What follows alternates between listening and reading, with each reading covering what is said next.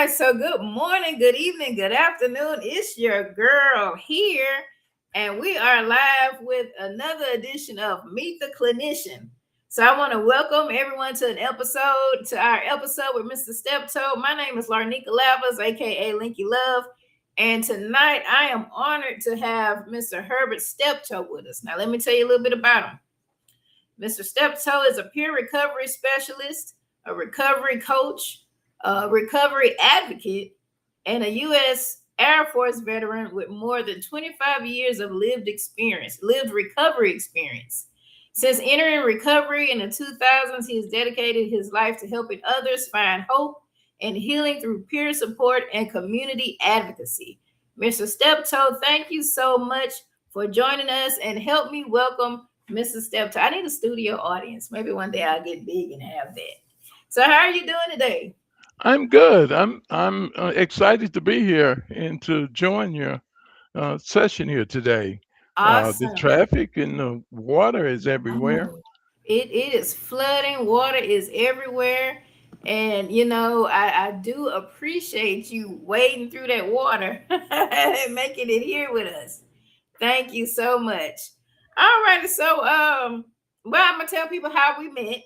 My good friend Terrell, she always talked about her dad and you know how just the stuff you do in the community, the different activities and things you do.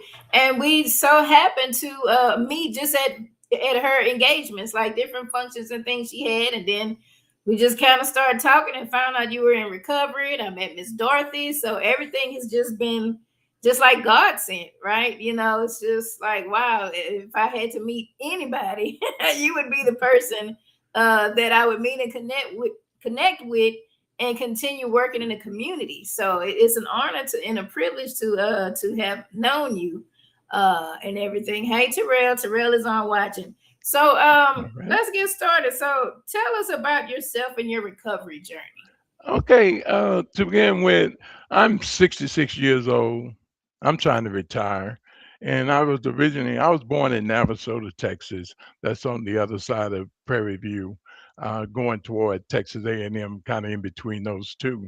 And I moved Mm-hmm. to Houston in 1973 with my mother and my twin brother and a couple of nieces and nephews, which my sister lived here in Houston. So that's who she brought us to live here with her. And Mm-hmm. I'm being the youngest of eight in the family and the twin. And and I lost that twin brother in 2022. Um, you know, I look back, alcohol and substance in my household, we was working, everybody was working in the it was always that thing where, we alcohol was occasionally in the house and Mm-hmm. really for as access it wasn't really there. We always would sneak and grandpa used to be there and sneak and get a drink or something like that. But then later on, having access to it through my brothers and my older brothers and their friends and Mm-hmm. doing that. So I started socially using marijuana, I want to say when I was 15 years old. And then coming to Houston, there was a whole different thing. But I was, I kind of, was really kind of looked at that as like, man, what is that going to be like to live here? Because we used to come here and visit during the summers, and then now it was time to come in, live, and go to school. And where we lived at when we came here, we was in the Heights, and I met a lot of good kids and was around a lot of good kids. So I started then. So I'm a high school graduate, some college, like you mentioned, I'm an Air Force veteran. Mm-hmm. My whole career has been leaving high school has been in telecommunications, telephone repair, and electronics with private companies. So that's been my whole career, and that's what it is now. And I volunteer and work in this field of area. So I'm able to be with you today because it was just by the grace of God and going into recovery that really made me, well, really got me here today. Okay, okay. So you mentioned about some, drug and alcohol availability, and you used, but not everybody who used actually advocate and do what you're doing. So what led you to recovery, and what inspires you to continue with peer recovery support and advocacy? Well, here's the thing. Said, my recovery journey attempts started probably in about 1996 or so, after some family legal issues. Then Okay. and then later on in 2000, it forced me, and I had no choice to accept to get some help. And today, I've been in recovery, as you stated, since February the 1st of 2000, with no relapses, leaving out the program. I don't know what that. I couldn't tell you about that. Well, I can tell Mm-hmm. you through from what I hear from my peers that I work with. But what led me to this was, as is stated in one of the mutual aid books, that my life had become unmanageable, Mm-hmm. and over the 25-year stretch, I was functional, but it was just things were all over the place. And then I had to look at the fear of the criminal justice system, Mm-hmm. losing family, losing friends, and a career, was all in that. But most of all, probably the pain and the suffering, from the disease of addiction. And it wasn't so much the alcohol and drugs. It was that addiction and the other things that were going on, with just life, and believing that I can still do this and function and go on through life. But man, that became such a burden and painful that when I was wanting to quit, I couldn't quit. That was scary. So, Mm-hmm. but I went and seek treatment and started from there. Okay. Okay. And so after you were able to get treatment, you felt like helping others was something that you wanted to do. Yeah, because what I see in that, I look at my lived experiences in getting involved, because I wanted to have a solid foundation in in stability that would give me long-term success, as which I've achieved today in staying in the program and working with others, because I didn't see anything. I had a career going. I didn't need to go, because as what I've seen with a lot of my peers, that they hadn't really worked or either had a career or something. So I had a career. Then I had to look at what can I do outside of that, and I said I'm going to volunteer and work with organizations and get involved in doing this. And it worked out, because I wanted to just get in this thing so till I didn't have, that there was no chances that I would be having some reservations about that I can go back out and do this. I got a few more in me that I can go back out and do it, but I didn't have to do that. I didn't have to choose doing that. Okay. Okay. So you have over 25 years of recovery experience.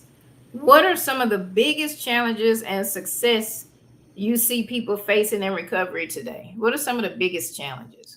I think one of the biggest challenge with that, and is, starting out with the access to treatment and the funding if needed to begin that journey, especially for those that the indigent population, people that don't have the money or the insurance to go to some club fed treatment program, Yeah. that they can go in through the county. And I'm just gonna go back to the history that normally you Texas, you was getting treatment for an addiction in the criminal justice system Hmm. I during remember. time. And Hmm. Governor Ann Richards is the one that brought the treatment programs to the criminal justice system, because you was just doing time and getting out, going back doing the same thing. And what she Hmm. did, she says, uh, alcoholic locked up in prison doesn't serve him any good. She was an alcoholic. She Hmm. announced, she put that out there publicly, and Yeah. and she came in and changed that. And I think the challenge with that too is that not willing to accept the fact that that a person has a problem and exists, and I guess getting help, that's a challenge. That said, I don't have a problem, I don't need to do none of this here, but it's there. Yeah. And but some of the successes for that is that those who want it and they get it, and it turns out to be life changing.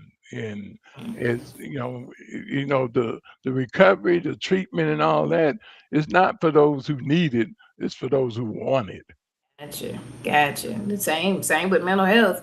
Same with mental health. We have availability for people to get the help that they need, and I see people who need it. It's Those who do want they don't get want it. it? I get a lot of family members and friends will contact me about their loved ones, and they need this and they need that. It's like when they're ready, when they are ready, they can call. Yes. So, what do you think is one of the misconceptions about recovery? What do people think? Is there a stigma when it comes to it? What do you think of Okay, misconception? in that misconception, eh, and I've gone into meetings even in the state house in Austin and all that, and I hear people say, and then, oh, that's just willpower. They can start when they get ready. That's not that's just what they want to do. Well, maybe in some cases, but if it doesn't turn into a addiction, and the recovery part of it is, it, it's hard to get there. And they believe that if I get into recovery, I'm throwing my life away. Well, let's look at this here. Wasn't you already throwing your life away? Yeah, So I don't think this is going to kill you, but mhm, people see it boring. They yeah, they said that I have no social life. You would not believe the life that I have after I got into recovery, and it was more than I wanted or needed to do. yeah, I got in recovery, and just and here's the thing about that. What I find with my peers about that is that they think it's not this and all that. And you know what it does? It leads them back to where they left off at before they veered off the road and run in the ditch or run over the cliff. They go back to, like, I want to go back to school. I wanted to do this. I wanted to do that. And they start realizing that once coming out of that, and life is good, life is great, you got the monkey off your back. So, and the stigma part of it is there too. So when I think people just saying, "Hey, I don't want that. That's gonna give me a bad," you got a bad label already. So it can only help. Um, yeah. And in the comments, they're saying some people don't know the definition of addiction. They don't really know what addiction means. They feel like I'm just using it here and there, and they don't realize that they're addicted or they're dependent on it. can I take a moment? I have a book called Okay, go right St- ahead. What is it? "Staying Sober." Okay. And what it is, it's actually relapse prevention, and that's a Hmm. big thing. They told. Let me just read this to you. And they Go say right ahead. addiction is a physical disease.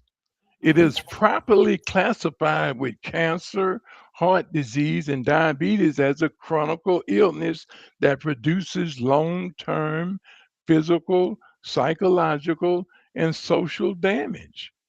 Like victims of these other diseases, alcoholics have physical conditions that have caused them to be susceptible to developing the disease.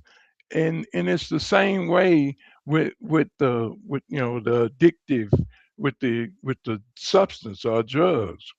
Yeah. Yeah, and it goes on to talk, and it tells you further uh, about the disease of addiction, that it, it's trying to kill the pain, but the pain is still there, and so you do some more to, and it becomes an obsession, and it does. It's like it says, the a physical or psychological and social disease, in that it affects the brain. It's a mind Mhm. altering chemical, and it changes the brain's setup, and you have to work on that and get treated to get that back to start to get that back in line again.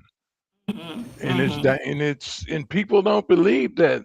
That's why with about the willpower, they can say, no, that's not. It's not that easy, Yeah. and it requires treatment and medical, and on your part, you talked about the mental. It to some point, it affects that. Just think about that. They said that the PCP, the angel dust, is the worst drug there that creates the permanent damage to your Uh, brain. That and I was back in the 70s, I seen that so many people with the angel dust that just they went on a trip and never came back. that part. That part. I remember years ago there was a student that got a hold of something, and his mom kept trying to come. You know, he was in high school. This is when I was in Port Arthur. He was in high school, and I knew him from middle school, and he, you know, regular kid. By the time high school came, he was using whatever he had and got a hold of, and he was walking, he was roaming. I don't know if it gave him like schizophrenia, schizoaffective. It did some deterioration to his brain. And then some years from that, I was working at a nonprofit. The mom came in again, still trying to get help for him, but you know, he was paranoid. He had psychosis. He had a lot of different stuff going on. That poor boy wasn't never the same. And Yeah. a lot of times, the scary part is people think they might be using one thing, and then it's really something else. And like you said, it bring them on a trip they can't get out of, or it'll put them in the grave. They got this fentanyl that's going on, and people think they're just using something that they may consider safe. But what is really safe? What isn't? Just don't use it. You know, do something else, right? Yeah, the synthetics today are is a whole different thing, and people don't know what they're getting. Hmm. And like it says that just that one shot of fentanyl whatever the dose of it is can just kill you on the spot. Yeah. Yes, indeed, indeed, it is something. It is something. So okay, so many people might not understand what a peer recovery specialist does. And can you explain that particular role? Because I remember from watching TV, I used to see people say, "Let me call my sponsor. I'm gonna call my sponsor." Is that the same thing? Is that something else? Is it a new term? Tell me about it. Well, on the in here in Texas, and really for a lot more information on how Texas created theirs, it's going to the website on Health and Human Services website, where they brought on a whole new thing about this peer support, and is being the I guess a soft and easier way of reaching communities. And really, and I was there when they got started here in Houston. Mr. Dylan West and then his wife, Ms. Dorothy. They started the Center for Recovery and Wellness Resources. Actually, Dylan is credited for bringing the recovery coaching and the peer recovery services to Texas the way it is now. But Peer Support Network peer support has been around for years because it originally came out of the therapeutic community treatment program, which is behavior modification, confrontational type treatment, holding peers accountable. And Okay. it came out of that, and it was actually there in 1990, 91 with the organization that I went into when I came out of treatment in 2001 called Winter Circle Peer Support Network. And we were using peer-to-peer recovery support services then.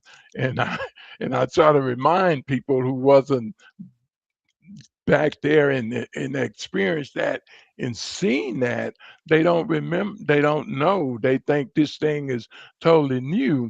But the recovery coach is not the sponsor, Okay. and they help really guide an individual and navigate on starting or while they're on their journey of recovery, support and sharing experiences, their experiences with them to make decisions for best outcomes, and it relates to basically non-clinical type issues, housing and employment and socialization, and just finding the resources within the community because no longer they're outside of the treatment programs. And the recovery coaching part of it, it helps them to make decisions about and see the things that is on for themselves. It's self-directed. It's up to that individual make decisions about some of the things that they're going to do, and that's been so helpful in the different pathways, because they was always used to go to AA, go to NA, go to Yeah. CA. They used to tell me, I don't want to go to AA. They tell you to go in there and stand up and say you're an alcoholic, and like that ain't my problem, because the drugs and alcohol was just a symptom of my problem. It Hmm. was me and my behavior and my attitude and my thinking was my problem, because it was Okay. all twisted and backwards. But Yeah. today, I got a better handle on that. Okay. So, so with the sponsors and the clinical, that's a whole different thing. Okay. So a LCDC, that's different. Well, with the LCDs, these are licensed. I'm gonna go to. I got to go to my notes on that one because I Okay. want to make Okay. sure that Yes, sir. I really, from what I gather from that, really the difference in looking at that, because these are, I got professional trained, and treatment where they lay out assessment, they assess you and lay out a treatment plan using evidence based, uh, you know clinical treatment program in doing that. And really, in with the LCDC and the clinical staff, they can't really use their their lived experiences with a client in a treatment program. And it's more of a controlled or Yeah. environment that they're in. And they got Okay. to stick to basically by the book and what's laid out for them in doing that. So that keeps them, and that's been a really kind of controversial here in Texas, because what treatment programs have done, they've went out and got these recovery coaches and put them in their facilities and want them to do peer support. But then it also, some of the work that they do is really clinical, and Yeah. that wasn't intended to be. We Mhm. were to be outside of any treatment program or clinical type environment. And Mm. people were saying, "Are you clinical?" And no, I'm not clinical anything. I'm a Yeah. peer recovery specialist, and I have the state certification for peer recovery specialist, and all of that. I was grandfathered in because I was doing it. Yeah. But in the clinical part, they kind of mixing that, and we're trying to establish. The state is wanting to establish and draw the lines and define all of that. But it started out that a peer recovery coach and all of that should not be in a treatment clinical facility. Gotcha. Gotcha. Somebody in the comments said they do believe peer support is much needed. And just now, I can't speak for everybody, but some of the LCDCs that I've run across, many of them are in recovery themselves, Yes. which kind of had them to go down that road to become licensed clinical the dependency counselors. But I guess from what I'm gathering, the LCDCs have a code of ethics is strictly clinical, and the peer recovery can go outside of that and help them with all of the other things an individual may need in helping with recovery. Yes, and you make a good point there, because in the recovery coach is not supposed to be crossing the line into the LCDC in the clinical part of that. They need to stay. We have lanes Yeah. to stay in, and I believe, and I've seen it that, uh, and you hear a lot of peers talking about. when they counselor, is that counselor just straight out of college by the book, or do they have some lived experiences? Now, I love a counselor that done been drugged through the mud and got the scars for it, because they offer a better perspective to that without going outside of their lane. But they know, and they can recognize stuff. If and most likely, most of them are in recovery, and for the ones that are not in recovery and they're familiar with it, they do a great job. They are effective, and they can not let that peer pull some, as a client to in the program, just get over, with stuff. Yeah. That they are very helpful. And I love when the LCDC and Dorothy West, she's a LCDC also, but We she's hope to get her also on soon. Miss Dorothy, if you out there, I'm gonna be calling you. and she teaches this peer recovery, peer support network. And it's in and you was talking about the comment about the peer recovery. That's very helpful and useful, because then individual, whether they're trying to trying to get into recovery, or just trying to get there, it's very helpful for them, because normally they really won't get that anywhere else. The thing is, you gotta come around where the recovery stuff is going on. You Yeah. can't go out and come in and sit at home and talk about, well, I can't find any resources. I Go where all of that's at. You got to go Yeah. where it's at. People Hmm. come in and they ask, I said, where have you been, or where you've been going? Going around those old people places and things that they used to. You Yeah. ain't gonna find that over there. Ain't no recovery going on over there. You got to come in here to where it's at. And what happens is it's real good, because a lot of times the treatment programs and all of that, you get through with that and you're done, and you get out of that. Where do you go? You need to go somewhere to pick up and continue to work on some things. And Hmm. that's a good place to be. Like Center for Recovery and Wellness, I say them because they were the first recovery community organization in Houston, in Okay. Austin, Dallas, El Paso, Hmm. helped them to build that in Nice. Houston. And so it's real important, because for me, he had to drag me into that, because I was over in the winter circle, peer support, confronting people and lacing people up about their behaviors and all of that, and trying to keep them from getting, revoked and going back to the penitentiary and stuff like that. And Hmm. for them to get in and work a program and change their lives, hey, then he told me, well, here's something else here. Because in this piece, you're in recovery when you say you're in recovery. And the Hmm. question after that is, how is that working for you? Well, Yeah. I no longer, I no longer, drink a case of beer every other day. I'm just down to a six pack now. Well, that's some progress. you know. Okay. I don't no longer drink a bottle of wine a day. I drink a glass. That's progress. So, Yeah. but how is that working for you? So. Hmm. Yeah, and I think everybody has their journey, and a lot of people think cold turkey. I'm just not gonna do nothing.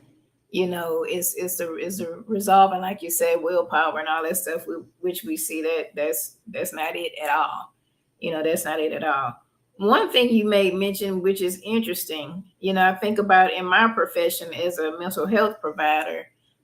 There are certain things that we do, ethics. We have our code of ethics that we have to follow, but many of us have lived experience in some form of fashion. I have anxiety. I've dealt with grief. Many other traumas and different things in my life. So to me, it helps me better relate to my clients. Now, that doesn't mean that one has to experience all of those things to be a clinician. It's just if you have experience and you've healed and worked through it, and like my other folk that we've talked to before said, therapists need therapists. If you've gone to therapy and you've done some work on yourself, you know the steps that it takes to be able to do so. And I think it's helpful in helping your clients as they come in. Now, the one thing I wish that we could do, which I'm finding in my own journey, I have a therapist. I talk to my therapist. I do have a life coach that I talk to as well. I have a shadow work coach.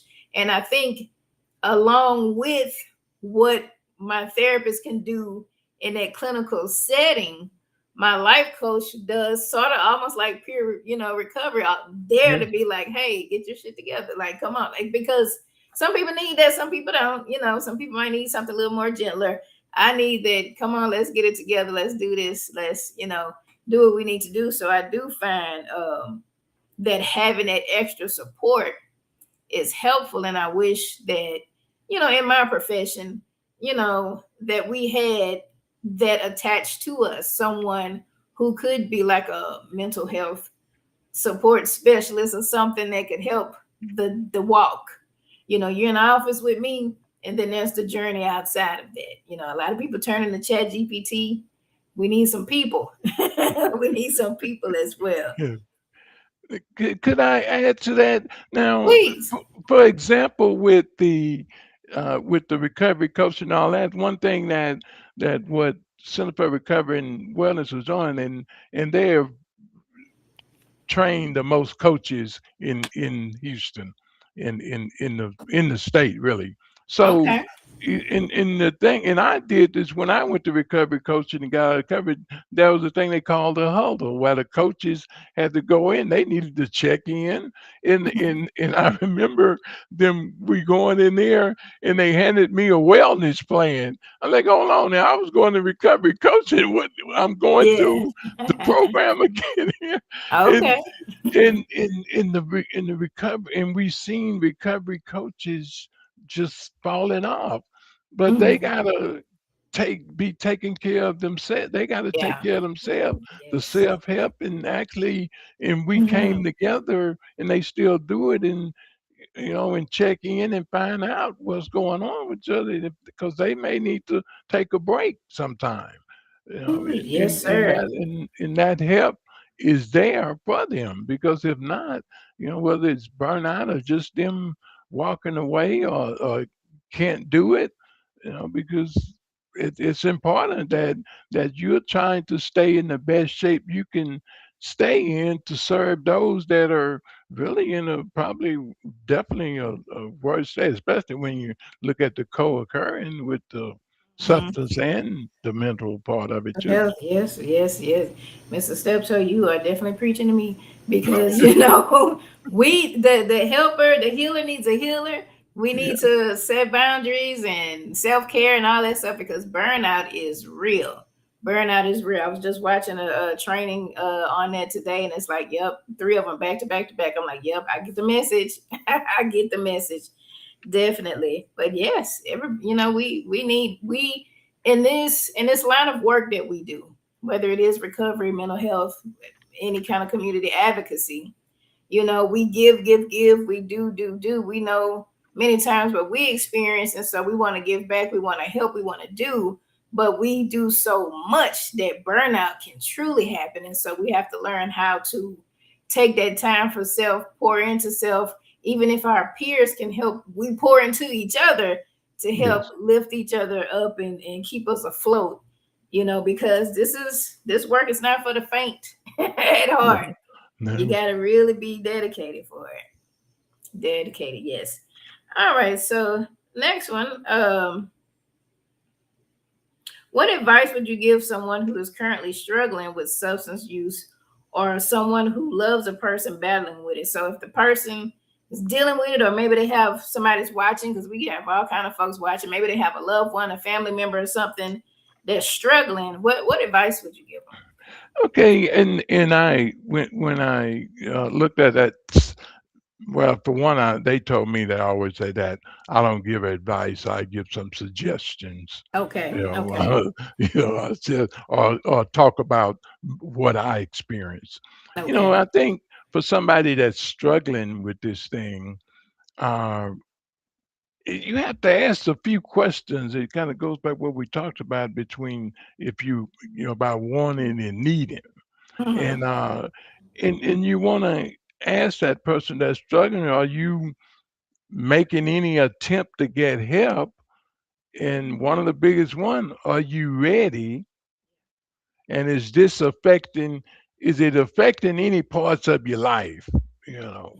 And when you look at stuff like that, because that normally falls under the the the biopsychosocial being, your physical, your psychological, and your social. Hmm. You is any of those parts of your life can't keep a job? You're not performing if you're going to work, you're missing work, the family is about to put you out. Yeah. You borrowed the car and they ain't see you for 3 days. Had to Yeah. report the car stolen and you get your check. You're burning your check up before the bills get paid and I think for somebody that's struggling with it is the opportunities are there whether you're trying to want to go to treatment or really go to a recovery organization or to go in and say, how can I get some help, whether you're going to treatment? Because at that point, they're going to be wanting to do a slight assessment and want to refer you to, based on what the information you give, if you want Yeah. to consider taking a look at getting some help. Hmm. But again, it goes back to you want it. Do you want it, or do you just want to? And it doesn't hurt to give it a try, because if not, you can definitely refund your misery. Yeah. Yeah. So that, but for someone struggling, you know, give it some thought and ask, like, what is it? Really go around some people that are and get some and hear from them about what it looks like and what you think you may want to do this. But at some point, the pain's gonna get rough. It's gonna be one of those things where I'm sick and tired of being sick and tired. Yeah. Oh yeah. Definitely. Definitely. And for a family member who may be trying to get a loved one some help. Now I know they have like AA for family members. Was Yeah, it? it's the Al-Anon. It's Yes, like yes. Al-Anon. It's the now for the family. Now here's the family thing. For that, you need to look at that and make sure that don't get them twisted between support and enabling. Okay. Cause man, we love him, we love her. That you to the point that I'm here to support you, but then it may be some manipulation going on there that really continuing some enabling and not really support. Okay. Support to me, and what it would look like is that finding out so that finding out from the person where they're at and let them know that here's what when this happens or you start see me doing this or don't look right, then you may want to sound the alarm. Ask them like what's going on with you, and please be ready to call them on their stuff. Y- Yeah. one of the things I seen when the couple, one of them is in recovery, coming, going through the program, and they come Mhm. to group, they bring that significant other with them, and they sitting in group, and oh boy, that we just gonna get this thing back together, and we get to talking and discussing topics about our behavior, our attitude, and thinking. And either whether it's her or him or whoever is sitting in there, and they get to hearing this good information. And then the next thing you know, the person don't come, that significant other don't come back with you to the next meeting. Like, what happened then? They said, no, they can't come in here because they don't want them to hear the truth about and some stuff that they need to hear to deal with you. So I don't Um. want them to hear that. They messing up my game. Oh Well, man. because you still want to run game. You need Uh-huh. to get honest and tell That them part. that, hey, when this is have my triggers and my warning Yeah. signs about stuff going on with me, I need you to know so you can help me to get Mhm. back. What's going on? Don't you ain't feeling you ain't feeling like yourself, or I'm gonna have to call you on this because I done noticed that behavior begin to show up, and your attitude kind of stinks, Mhm. and I don't know what you're thinking about. That's the kind of stuff, the support you have to give, and Yeah. it help change along the way some things that that person needs to get rid of, because some of them want to run that game and stick to what they sticking to, and they'll come to you with a sad story, Yeah. but you gotta be, just be willing and set some boundaries about it to say, hey, I can't do that because it may not benefit you, it may harm you more than it'll benefit you.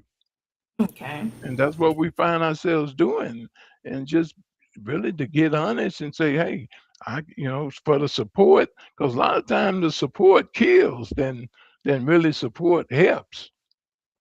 That part. That part indeed. You have a family member showing some support from Maryland. They saying, "Hey, Uncle." I guess they appreciate you. We appreciate you watching all the way from Maryland. Thank you so much. All Thank you. righty. All right. So 25 years, and you still doing it. What keeps you motivated? What keeps you going after all that time? What keeps me motivated, that I can go to bed and get up and that monkey is not on my back, and I, Okay. and I can, and and I think what motivates me is going and staying connected to. I don't have to show up, and there's a 7 o'clock meeting this evening. I want to make it to that. Okay. Show up around others, because a lot of time people show up and they look around and say, well, where's everybody at? Everybody don't have to be here, but I'm here, and I want to be an example to those who think this thing doesn't work, or just to, for me, the motivation is that what I get out of life today, what I done got out of this in the last 25 years, that you know, I excelled on my job.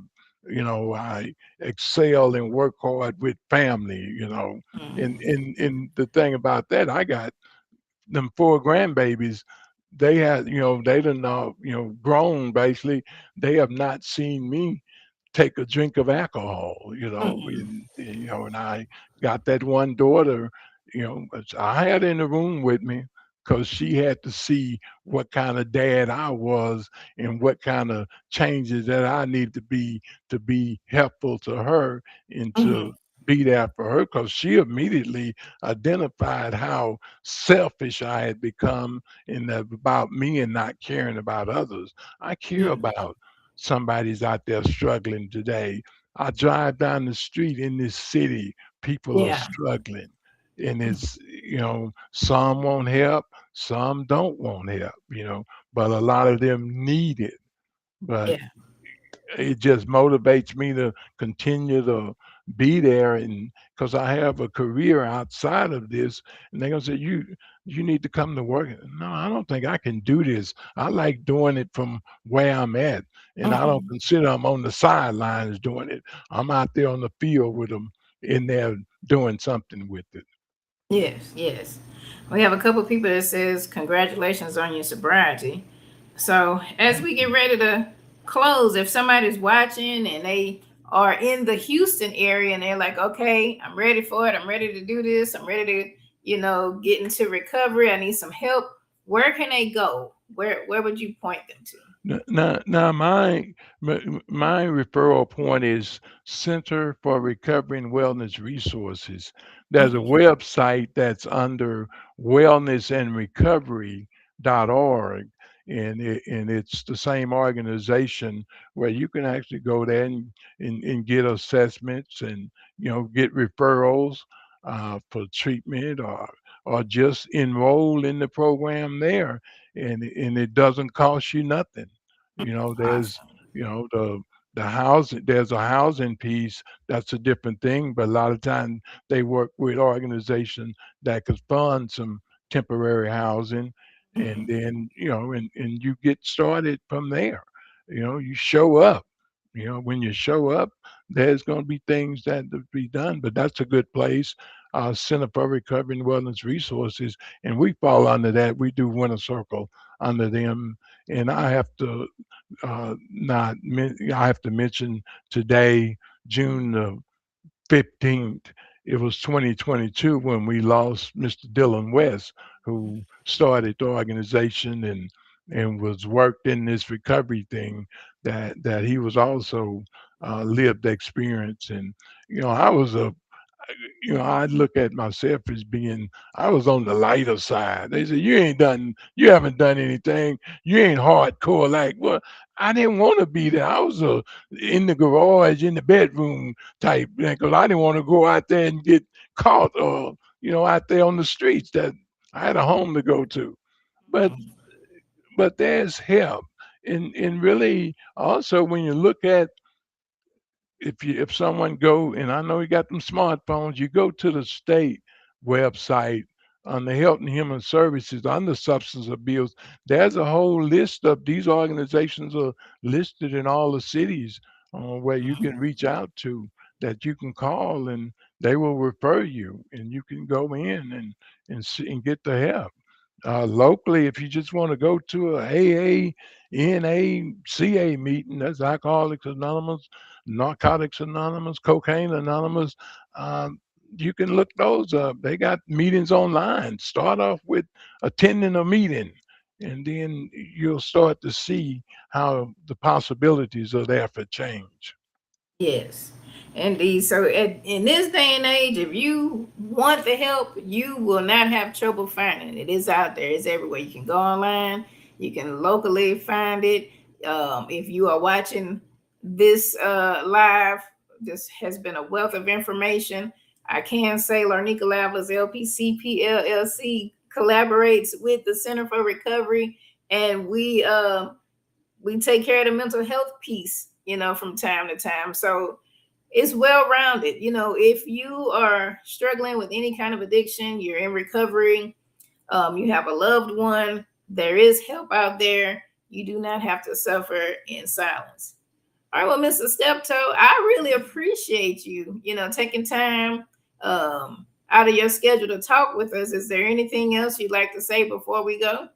Well, I was, about I was thinking about like when you asked about the rewarding part of my work is Mhm. in when every chance I get, is that when I see someone turning their life around, when they just seemed like it was just totally hopeless. And Yeah. I remember a lot of those cases like that when individuals came in and just like, I don't know what else to do. It's just no hope for me. They felt that they seen more hope than staying out there than coming in. And they Mhm. turned their lives around and got on the path. And like I say, it goes back to where they left off at.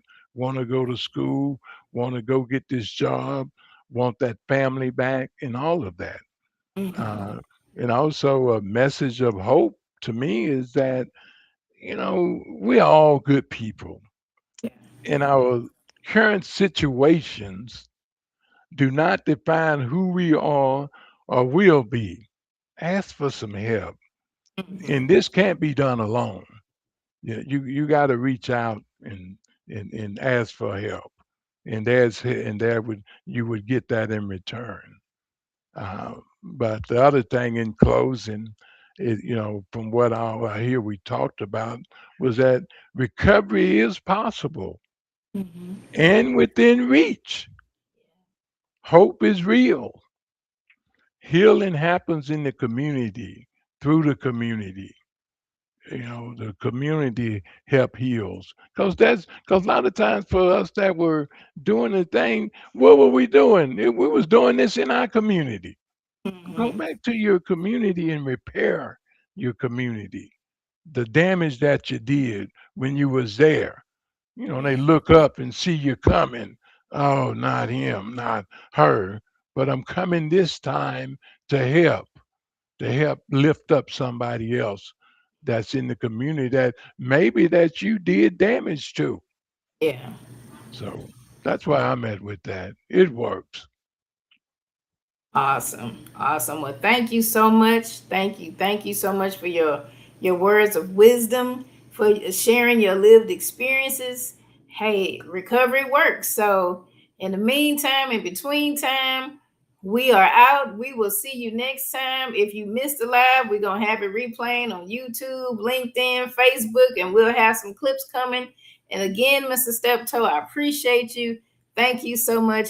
Everybody, y'all be blessed. Have a good night. Thank you. And thank you for being a part of CRWR. My pleasure.